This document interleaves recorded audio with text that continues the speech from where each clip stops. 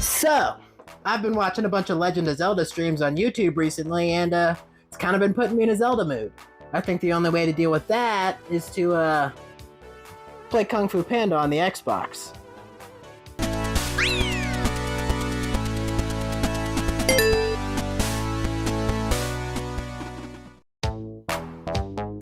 Kung Fu Panda, a not so well-known movie from DreamWorks starring all these people.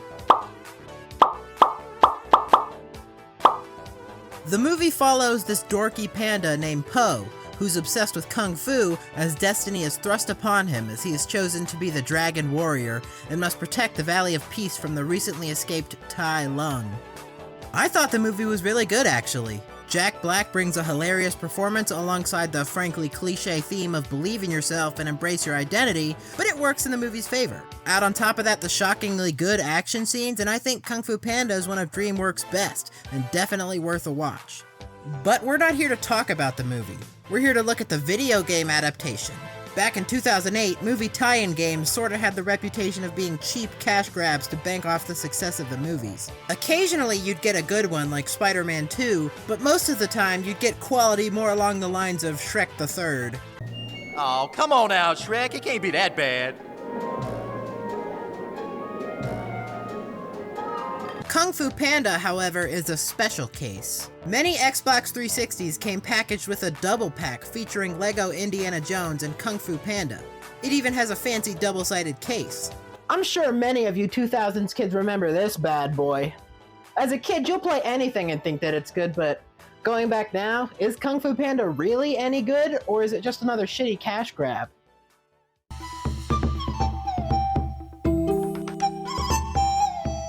I've got tons of vague memories with this game. I mostly remember the multiplayer because I played tons of it with Super Tony Hawk fan over here, but other than that, the only levels that I truly remembered were the first one and this swamp level. Everything else was like playing this game for the first time again. The game mostly follows the story of the movie with a couple little side activities to pad out the runtime. It begins with Po dreaming he is a legendary Kung Fu warrior until he is awoken by his dad and his noodle business. Conveniently, a ceremony to crown the legendary Dragon Warrior is being held today at the Jade Palace, so Po wants to be there so he can see the famous Furious Five, consisting of Tigress, Monkey, Viper, Crane, and Mantis. Po uses some fireworks and accidentally crashes the ceremony and is given the title of Dragon Warrior by Master Oogway, much to the dismay of Master Shifu and the Furious Five. Po is then sent through training since he has no Kung Fu experience whatsoever. Wow, I just Master Monkey.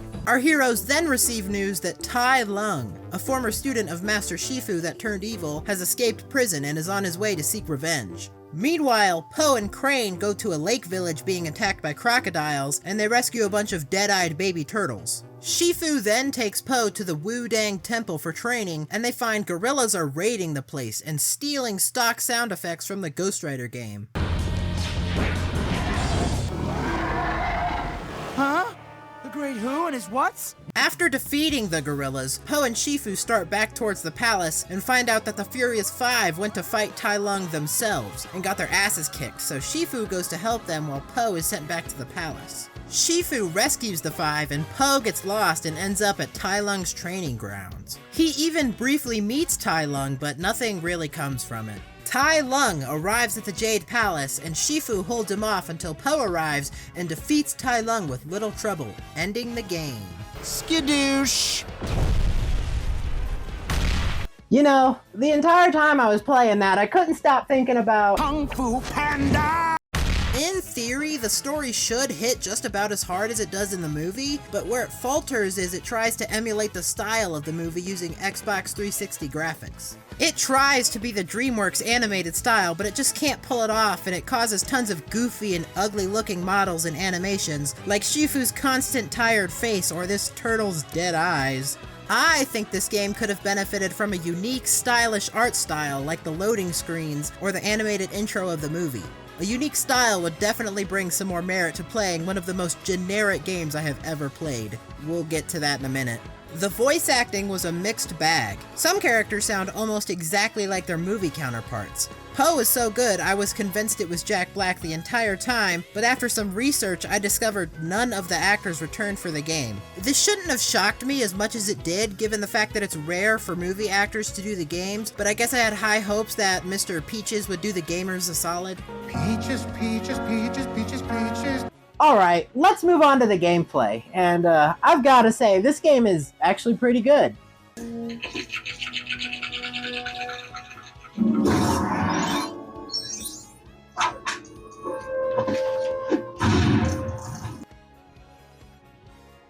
Sorry, I got bored. I needed something a little more engaging. Kung Fu Panda is one of the most generic action games I have ever played. The main thing you'll be doing is basic combat and platforming. At the start of every level, you'll get a main quest that you need to complete by basically just playing through the level. Goals include beat the boss at the end of the stage or defend a certain amount of things. The game also has some optional side quests and levels to incentivize exploration. These are a little bit more engaging, but not by much. Most of the time, the side quests are find a certain amount of things or save a certain amount of villagers or something. I swear you'll spend at least half of this game saving villagers because you do it in almost every level. This isn't exactly a bad thing, however, due to the fact that if you have even the most basic sense of exploration, then you'll find almost all of the optional shit on your first run through of a level. At the end of every level, you're given a percentage of how much of each quest you've completed, but I don't think this does anything other than give you an achievement. If you want more to do, you could go out of your way to hunt for these rare coins that Poe's dad feels the need to congratulate you on finding every single time you find one. Congratulations.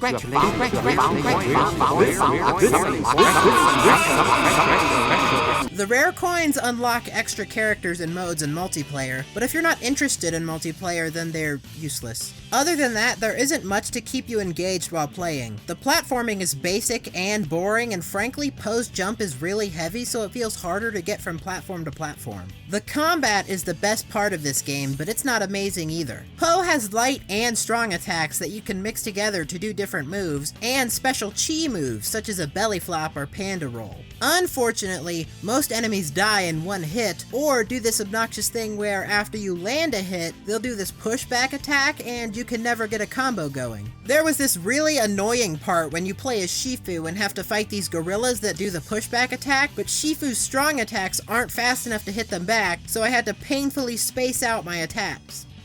Oh yeah, the game will briefly put you in control of some of the other characters, such as Tigress, Crane, Monkey, or Shifu, and when I say briefly, I mean 2 minutes or less. The only one you'll spend a significant time with is Shifu, and he's the worst because of his short range. I struggle with certain enemies as Shifu that I take out with no problem with Poe. Who would have thought that playing as an out-of-shape panda would be more effective than playing as Kung Fu Master Shifu? At the end of every level, you can use the coins you've collected to purchase upgrades and costumes. I never bought any of the costumes, and the upgrades are some of the most unsatisfying upgrades I've ever seen in a game, down there with the upgrades in Amazing Spider-Man. All of them are just increased damage on this attack or gain more hit points or chi. It doesn't even make the meter longer, you just take less damage. Since most enemies go down in one hit anyway, this means nothing and makes an easy game even easier.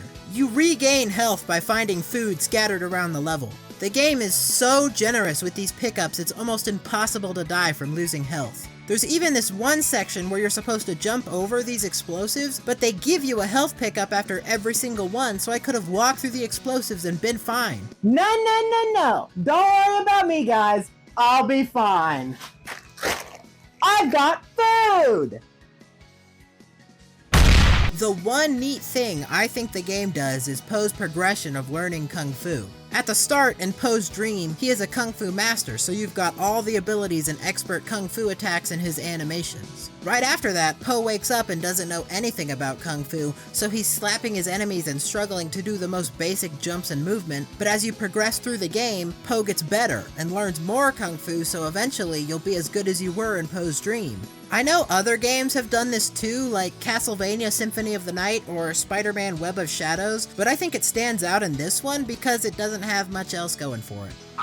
I didn't hate this game. I don't even think it's necessarily a bad game. However, I do think it's very bland and kinda boring. It's a perfectly serviceable action game with nothing terrible to bring it down, but nothing unique or amazing to make you pick it up over any other game.